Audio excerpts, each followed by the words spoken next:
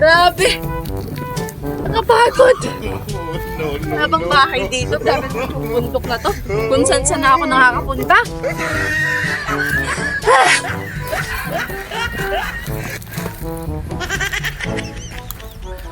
Ayun pa ba?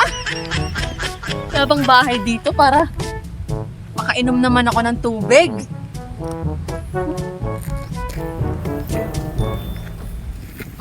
Parang may nakita akong bahay. Ayun oh!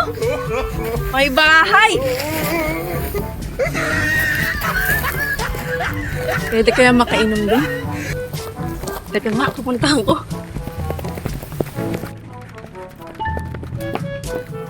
Ginagawa pa itong bahay na to ah.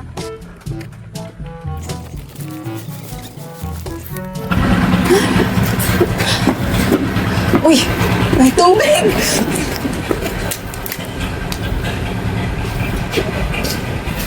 Parang ginagawa pa tong bahay na to. Eh, tao kaya? Tao po! May tao. Ay po! Oh, hello! Oh, wait! You look familiar. Talaga na? Ikaw kasi, ano, yung taga-module. Modulation? Yes, ma'am! Yes! Okay. Ito ata yung sinabi sa akin ni architect na parang may papagawa ka daw. Kuya, Jerica, punta Sige tayo ma'am, punta tayo sa kitchen. Magsukat. Talaga ba, ma'am? Tamang-tama pala yung pagtakbo ko dyan sa labas. Naligaw. Naligaw. Okay. So ito yung kitchen mo, ma'am. Yes. Ah. Suggest mo dyan. Ang taas pala ng ceiling mo, ma'am, ha? Since mataas, ang hangin pala dito, ma'am. Oh, yes. Sarap na hangin. So, Hindi ko alam kung makakapagluto ko sa lakas ng hangin. ma'am, since nabanggit mo na napapanood mo ako? Huh? Talaga? Lalo ko sikat sa FB. So yun ma'am, parang nabanggit ni architect na nagpunta ka daw ata sa showroom, no? Kasi gusto ko malaman kung ano yung mga accessories, mga hardware na ilalagay nyo. Kasi syempre, iba-iba yan, di ba? Oo, Differ din doon sa mga suppliers. So, gusto ko ma-check kung okay pa yung Okay, oo. mga ginagamit ko. Kaya ako nagpunta talaga sa showroom, although napakalayo from our place. Papunta doon sa Oo nga ma'am, napagod nga ang tumakbo. Yes. So sino namit mo dun ma'am? Nung pumunta Si ka ang sa namit ko showroom? doon si Colleen. Tapos pinakilala rin niya sa akin si architect, yung husband niya. So doon na nag-ano. Doon na nag-start yung ano. Doon na Kaya nag-start. tapos nga niya, magpapa-ocular nga ano, para makita nila yung site. Okay. So nandito ako ngayon kay ma'am Teresa para yan, papagawa niya yung kitchen niya. So nandito tayo sa Bataan. So tinakbo Bataan. So tinakbo ko yung bagang Bataan. Joke lang. Joke lang. So ma'am, ano bang since nasa ano ka? Agricultural area. Ano bang theme ng iyong kitchen? Ang gusto kong theme is yung hindi siya masyado, paano siyang modern na konting, May pagka-industrial. industrial, ganun. Ano bang theme ng bahay mo, ma'am? Anong color? Ang color niya is white. White. So White.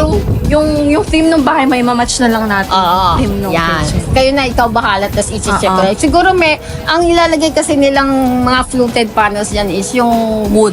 Wood finish. Wood. So parang ano nga talaga siya, ma'am? Parang industrial nga ang theme. Yun. Ang ganda pala. Yun yung mga ano namin, ma'am eh. Yun yung mga usual na dinedesign Pinadesign ko. mo. Yun nga, Mga nakita ko yung mga ano nyo, yung mga naka-post sa FB. Mga industrial. Yun, itinignan ko rin yun, yung mga gawa nyo. So far, okay naman sila. Okay naman ba kausap sila architect at si ma'am? Okay. Lalo na siguro pagdating sa price. So ma'am, ano bang expect mo na magiging sura ng kitchen? Siyempre, in-expect ko Expectation mo is sa kailangan modulation. yung sa in-envision ko na gusto kong doon sa binigay ko sa kanyang mga peg, baka doon ang nagawa nung designer nyo. Sana, ganun nga mangyari. Tsaka ma'am, parang pagbago yung kitchen mo, parang gaganahan ka magluto. Oo nga, yun nga. Siyempre, Mahilig ka pagbago. magluto, ma'am? Noon, pero ngayon tinatamad na. Siyempre, So, meron ka na tagaluto, ma'am? pag yung mga nagkakaedad anak mo? ka na, ayaw mo na masyado. Pero pag nandiyan yung mga anak ko, wala kang sila yung choice nagluluto. kundi magluto ka. Or mag-order ka na lang. Mag-order. Usually, yung kitchen namin doon sa Bulacan, parang yung Talaga may service kitchen kasi Apo. ako. So, hindi na talaga nagagamit tong dito sa kitchen okay, na dito. oo. Parang showroom mong kitchen, ano? Oo, parang showcase kitchen na lang Oo, siya. yun nga. Oo. Okay. So, so ito yung, magtitirahan nyo ba ito, ma'am? Or gagawin yung, parang Siguro, rest house? Rest house. Yung Tapos, pwede nyo rin gawing Airbnb. Oo, pero Oo. syempre, pipiliin mo rin yung Oo, tama. Kasi mahirap yan, di ba? Actually, sabi ng mga anak ko, ma, gawin mo yan siguro pag sawa ka na, tsaka mo iparin. Oo nga, pero titira muna kayo dito, ma'am. Titira siguro kami. Pero, since mabilis naman ang biyahe from here to sa Opo. Bulacan, 20 na siguro, weekend, o kaya magstay ka ng 1 week. Kawawa naman yung bahay dito kung hindi mo siya din ititira, di ba? Siguro, pag ganyan-ganyan ka, Okay. So, parang magiging bahay, bakasyonan nyo lang to. sana, hopefully. Hopefully. So, yun guys, no, ang sarap palang magkaroon ng parang, itong area na to, Oo, magkaroon ng mahangin. bahay. O, mahangin. Parang malayo sa, polusyon. Mabawasan yung stress mo sa Maynila. O, akala saka nyo, dito.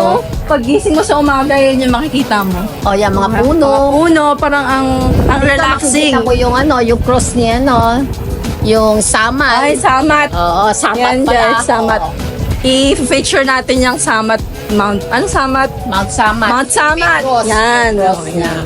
So, yun ma'am. Maraming salamat. Okay. At sana ay abangan mo itong video natin. Oo nga, titignan ko yung finished product, Ang no? finished product. Yan. Oh, yan. So, Para sabay-sabay tayo matutuwa. yes. Yun. So, yun guys. Maraming salamat. At ma'am, maraming salamat. Maraming salamat sa Modulation, sa iyo, Nicole, Thank kay you po. Architect, pati kay Colleen. Sana dito na mag-umpisa yung Opo. friendship natin Opo. after this, di ba? Pwede ba kami matulog dito, ma'am? Oo ba? Basta ba okay sa schedule. So, ayan guys nadala namin kayo dito sa Bagak, Bataan. Nagkaroon tayo ng project at in-invite tayo ni Ma'am. Yun, si Ma'am. So, ayan guys, don't forget to like para updated kayo syempre sa aming mga vlogs at mga iba pang mga projects. Don't forget to like, share, and also subscribe sa ating mga social media accounts. Okay. So, yun, bye-bye! Bye-bye ka naman, Ma'am! Bye-bye! See you again. See you again!